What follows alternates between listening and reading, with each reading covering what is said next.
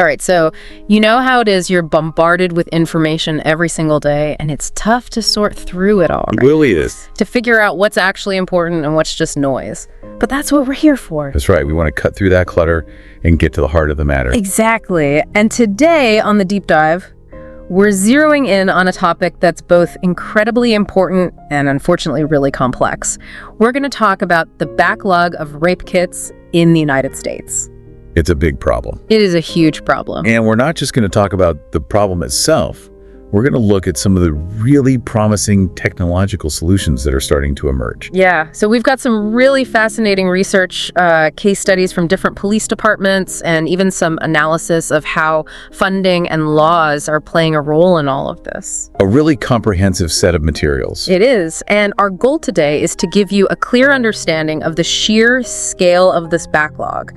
How many kits are we talking about? It's more than you think. What's the impact on survivors and on public safety, and how can tools like artificial intelligence and robotics actually make a difference? I think you'll be surprised by some of what we've learned. I think so too.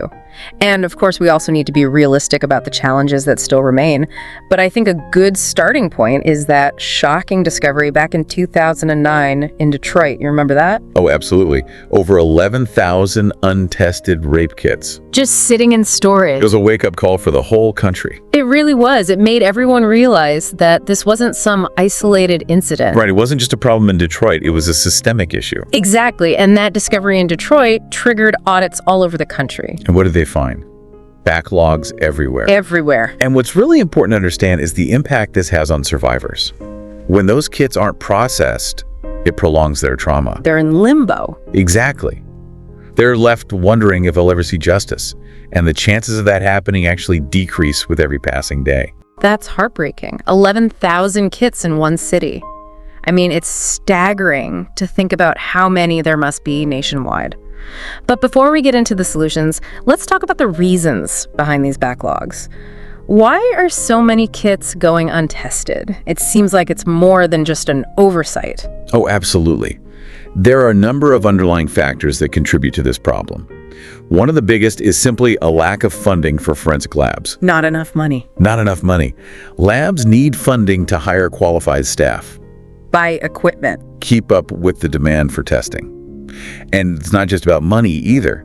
There's also a real lack of standardized procedures. You mean like how kits are collected? Yes, how they're collected and how they're handled by law enforcement and how they're tested. It's different everywhere. It can vary wildly from one place to another, which creates huge inefficiencies.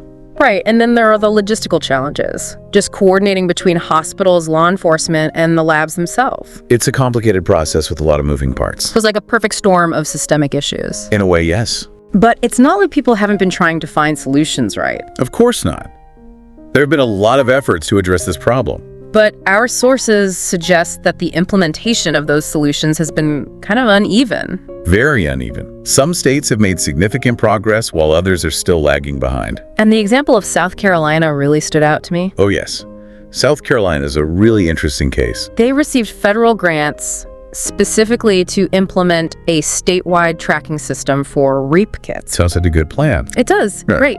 But they still experienced major delays in actually getting that system up and running. It shows that funding alone isn't always enough, You also need the political will.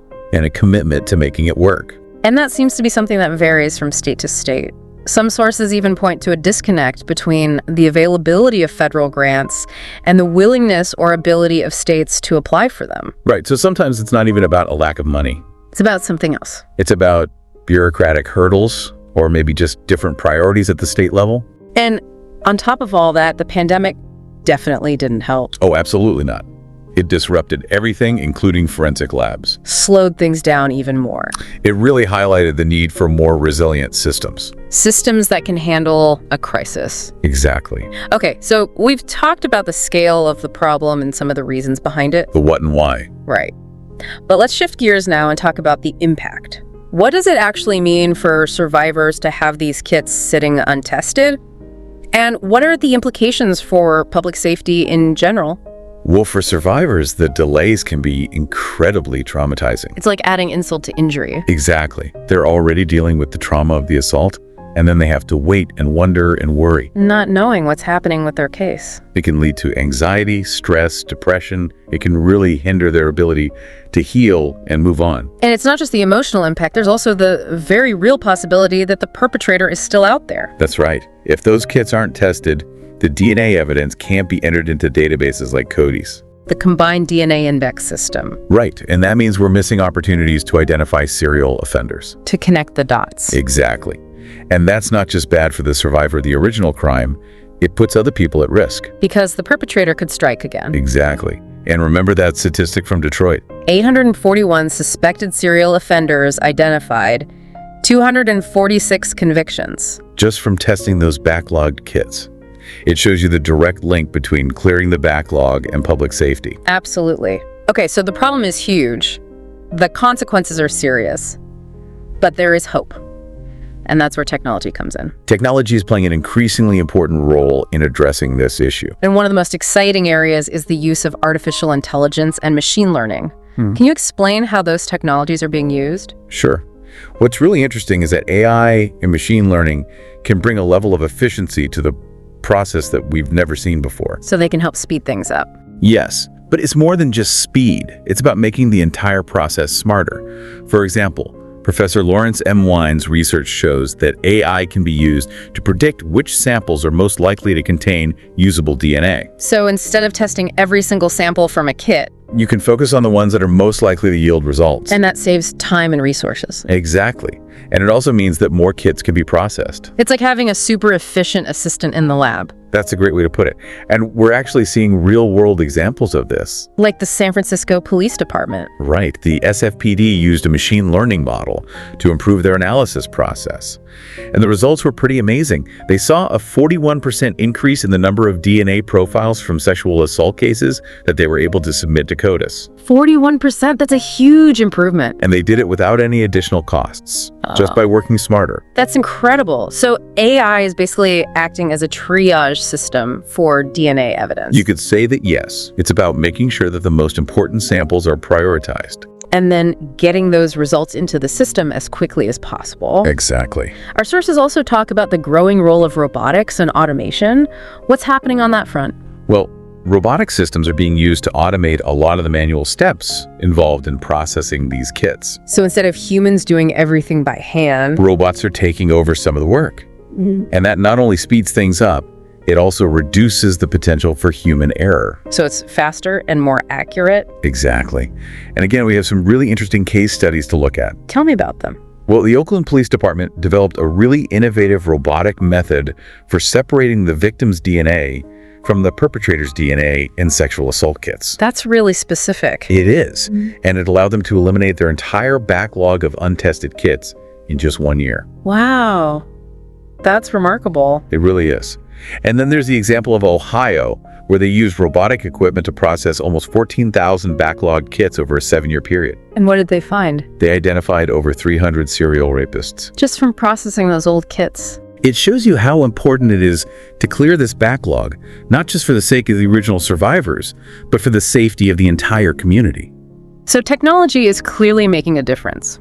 But our sources also point to some advancements in the DNA analysis techniques themselves. Can you tell us a bit more about that? Absolutely. There have been some really exciting breakthroughs in the science of DNA analysis. Techniques like selective degradation and antibody-based sperm detection are making it possible to get usable DNA profiles much faster than we could before. So it's not just about processing the kits faster, it's also about analyzing the samples more efficiently. Exactly. And what's really interesting is that these new techniques are well suited for automation. So they can be integrated with the robotic systems. Exactly. And that's exactly what we're seeing in places like the Oakland Police Department. They've been able to process significantly more samples much more quickly using these new techniques. That's great news, but of course there are still challenges. We talked earlier about the issue of funding and legislative support. That's right. These technologies are amazing, but they're not cheap. And we need consistent funding from both the federal and state governments to make sure that labs can afford to implement them. And it's not just about the money either. Right. We also need clear laws and policies. Laws that mandate the timely testing of rape kits. Exactly. And consistent funding to support those mandates. And that seems to be something that's still lacking in some states. Unfortunately, yes. We mentioned South Carolina earlier. With the delays in their tracking system. Right. Even when there's federal funding available, it doesn't always translate into immediate action. So it's a complex issue. It is. And funding is just one piece of the puzzle. Right.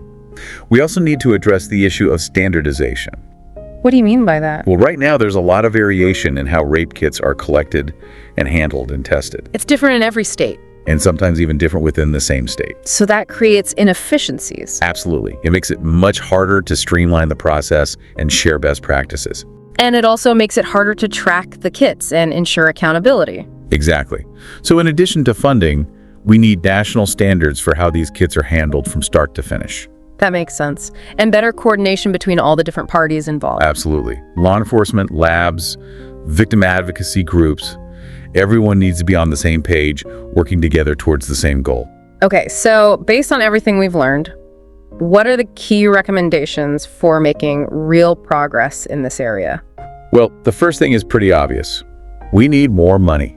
More funding. More funding for forensic labs so they can hire staff, buy equipment, and implement these new technologies. And we need national standards. Right.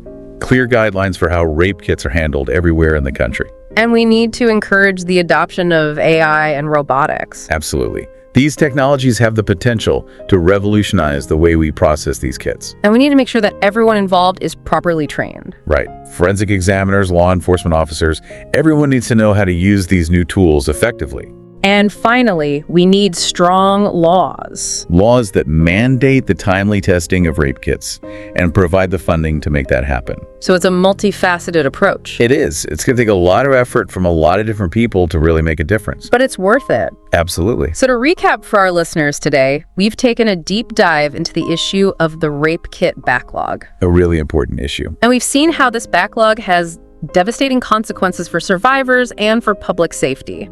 It's a problem that we can't afford to ignore. And while there are significant challenges, we've also seen that there are real solutions out there. Solutions like AI and robotics. Solutions that can help us clear the backlog and bring justice to survivors. And prevent future crimes. But it's important to remember that technology alone isn't enough. Right.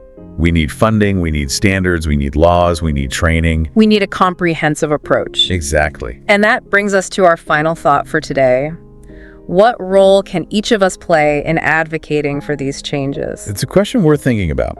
How can we make our voices heard and push for a system that truly prioritizes justice for survivors of sexual assault? We all have a part to play. We do, and it starts with understanding the issue and talking about it. And demanding action from our leaders. So let's keep the conversation going. Let's work together to create a world where these kits are processed quickly and efficiently, and where survivors get the justice they deserve.